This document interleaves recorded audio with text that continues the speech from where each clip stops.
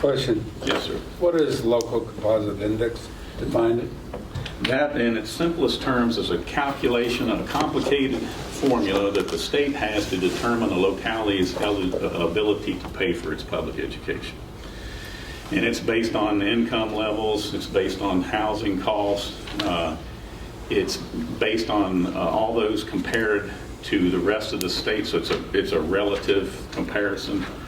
So what that means is the state's saying that we can afford to pay for 29% of the cost of public education, and they're going to pay the rest of it. They're going to pay 71%. But that's a bit of a shell game because that's based on the state standards of quality and their funding formulas. A lot of our operating costs aren't factored into that funding formula. For example, I think this past year, the state funding formula pays for approximately like 14 or 15 custodians and maintenance personnel. We've got a lot more than that, and we're not overstaffed. We're staffed, tight.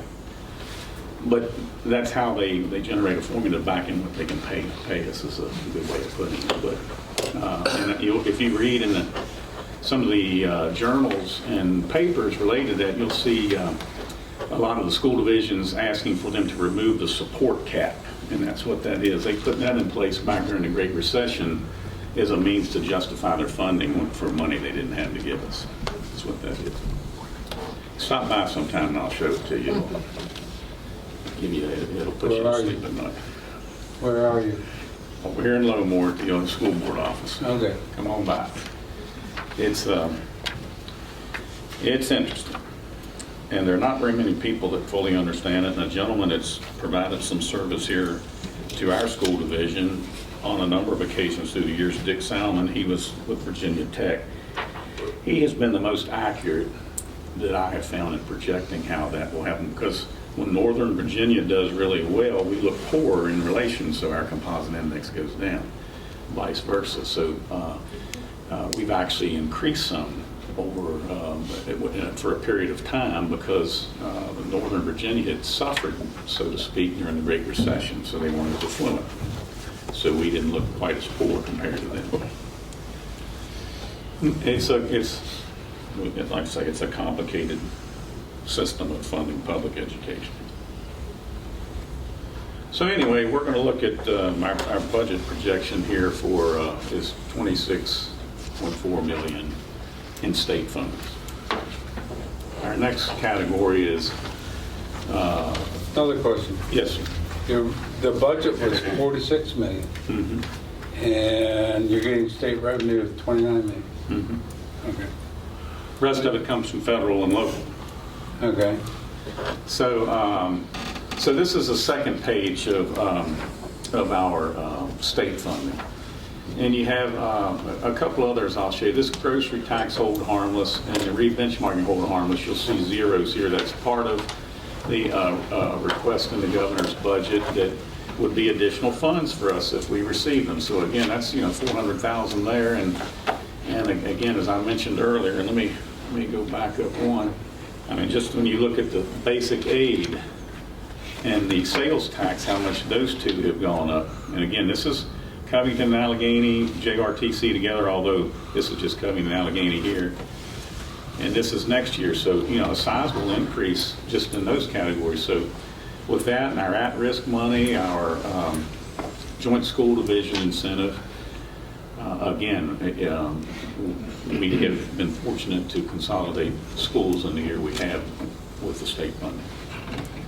A couple other categories I mentioned, those new ones. We have early reading intervention is another one that they've increased significantly from the current year, as you can see.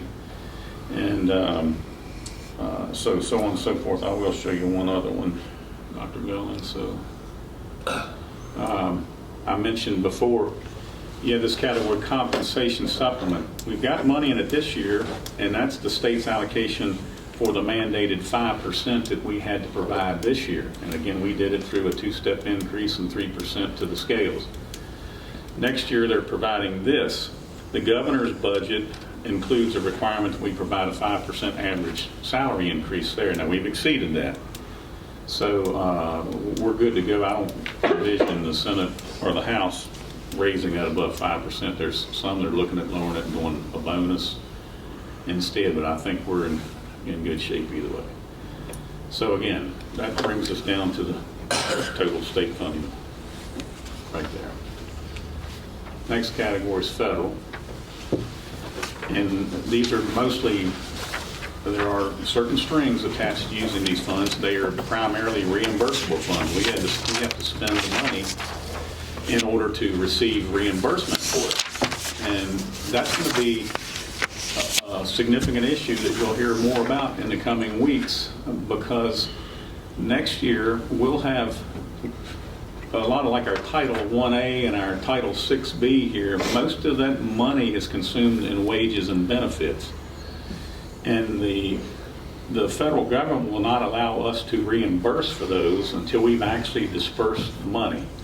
So in June of each year, we prepare a summer budget, if you will, for 10-month employees who spread their pay over 12 months. And so the expenditures will be expensed this year, but we won't get the money for it until next year, and that will have to be accrued back to Alleghany County Public Schools, as will Covington's. So we're going to have some cash flow issues, and I met with Suzanne last week, and Corbin Stone, our auditor, and the treasurer to begin talking about that, and there's some additional discussions that will be forthcoming. Pete Huber was there as well, and we'll see. Well, there are a number of issues regarding closing out two school divisions and opening another one, and that overlap between fiscal years, especially with federal monies and reimbursement. So that's a real challenge that we've got to work through still. But anyway, they're pretty level funding. You'll see a big difference here in school food reimbursement. As I mentioned earlier, again, that money will no longer go through the operating budget. It will go straight to Fund 15, the food service fund. That's why you see zero there. Title 6B, we're not eligible to receive that next year, small money. The CARES Act money, that does not include reimbursing for pay and benefits. That's supplies, materials, and capital outlay primarily. We've got a big project, an HVAC project that you might have heard about that was presented to the school board last week. That's going to be a big hunk of it. The AHA grants, that CTE Innovation Grant, it's federal money that started at the high school and the vocational school, Charity Hale. And so that's our federal money, $4.3 million. And then we have our local contribution, excuse me, from the county, pardon me, from the county and the city. So you have level funding. That was the agreement between the local governing bodies. So we have level funding there, of $12.2 million. Miscellaneous other are actually, and you'll see a big reduction in that, and most of that is, again, Alleghany County in the past has served as the payroll agent, if you will, for the food service fund. That'll all be run through our new Fund 15 now. So we don't have to record that revenue and that expenditure. It was dollar in, dollar out. The rest of this will be things like facility rentals. It'll be things like interest. It'll be sale of surplus items, fees for driver's ed, things of that nature would comprise this miscellaneous other. So that brings us in total of state, federal, and local contribution of $46,230,137 of our proposed budget. Any questions on that? Now, do you have local broken down to what the county's going to pay and what Covington's going to pay? We do. It's already set. This is just because we're showing a combined last year and a combined this year. That's why they're all lumped together. But it's clearly delineated what will come from each entity. Now, the following year is when the funding formula will enter into the equation based on our average daily membership, and that's all established in the funding formula agreement. But for this first year, it was the agreement from the governing bodies that they would level fund what they're providing this year for next year. And then after that will be the ADM formula. Pardon me? What's the percentage Of what? of what the county's going to pay? I don't know that off the top of my head, please. Not percentage-wise. County's $9,060,000, I believe. The remainder would be Covington's. 75-25.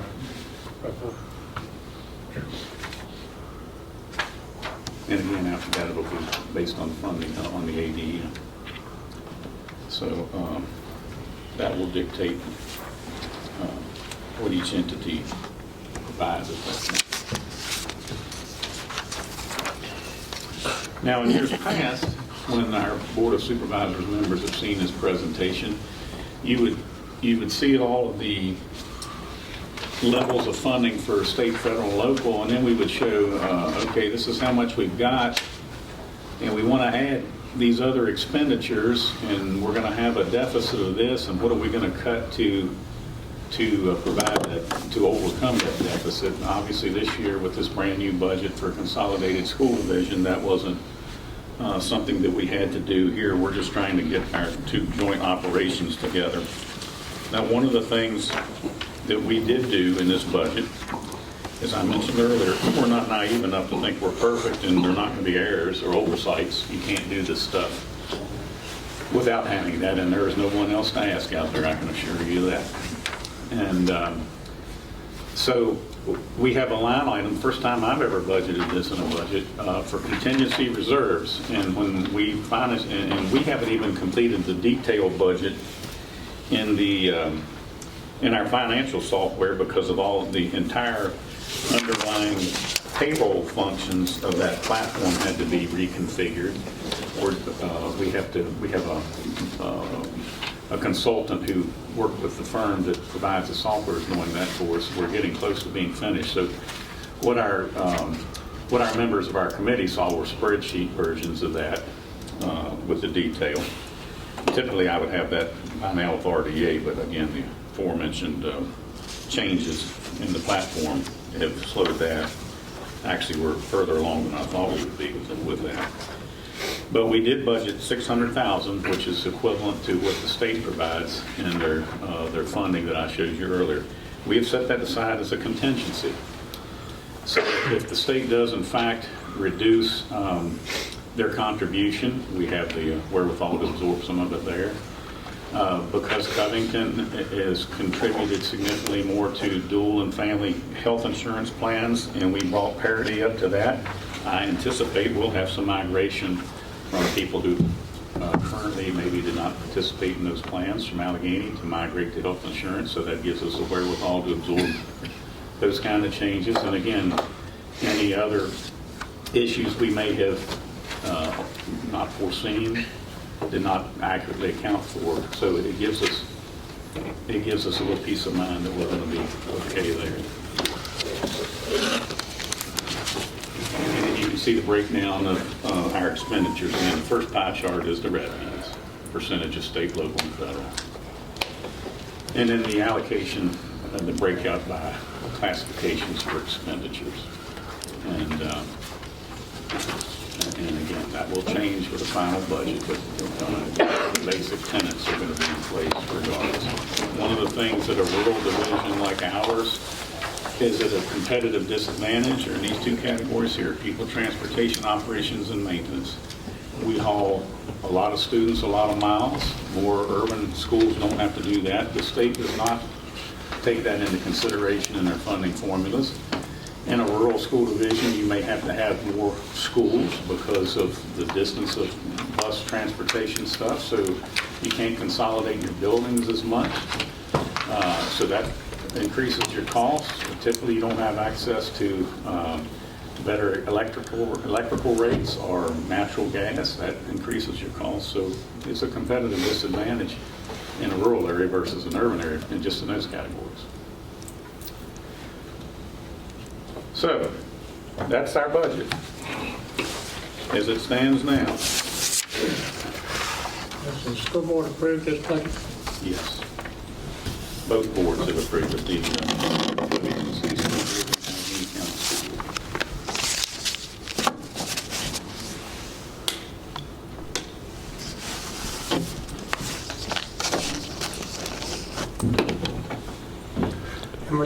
How much money is carried forward in capital? How much money did you carry forward? Well, that's, to my understanding, unless the board elects to do something different, the plan was for an unexpended capital fund budget to revert to the county. It's at approximately $3 million as we speak. Part of that was going to be used to pay for the track work at the high school, which has been delayed. So I'm sure there will be a request to the county to, at a minimum, let us keep that. Because that's not going to get done in time, and we won't have the funds otherwise. And as I mentioned earlier, we'll continue to have some meetings with my counterparts here at the county and our auditor and our friends in Covington about the issues of cash flow that we will face next year. There's a lot of things that you just don't envision until you really get immersed into it. And fortunately, we've had the foresight to recognize the problems in time to do something about it. But cash flow will be an issue early on, especially as the state continues to push more and more their funding.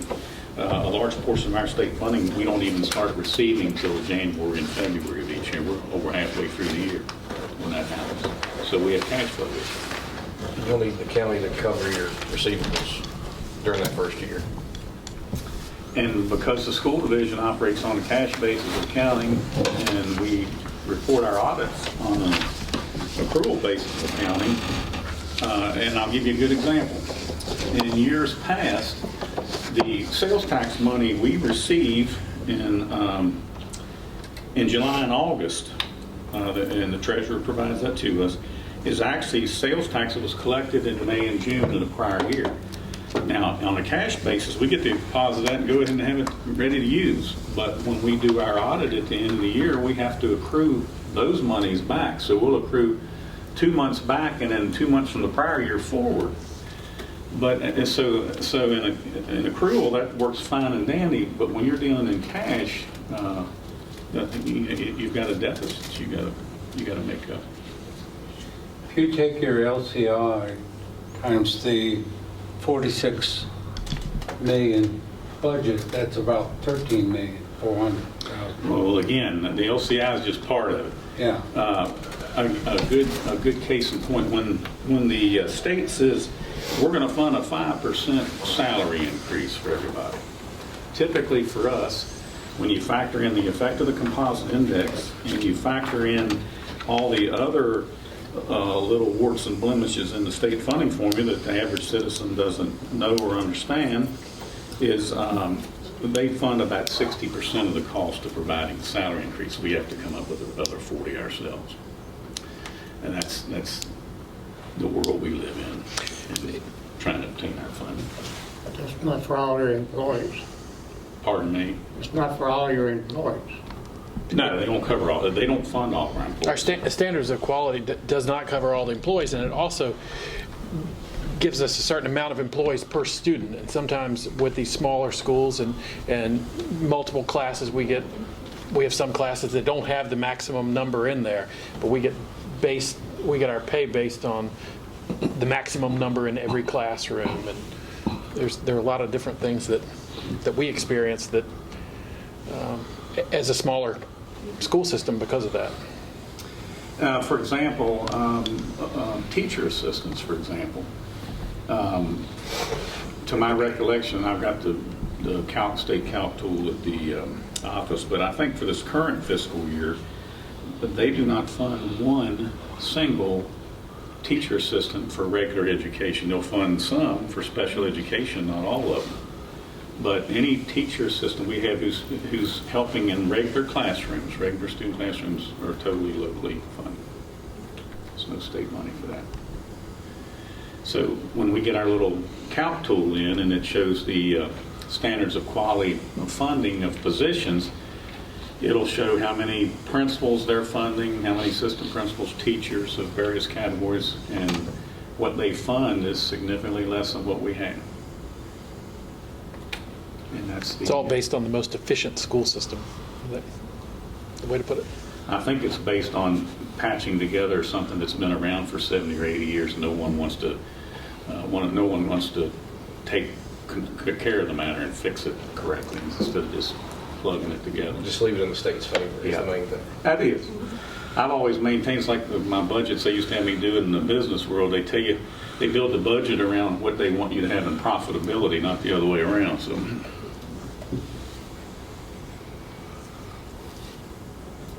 what else? So you've already had your public hearing. Yes. And this is flat funding, the same as last. For the locality. It's the locality. That it is.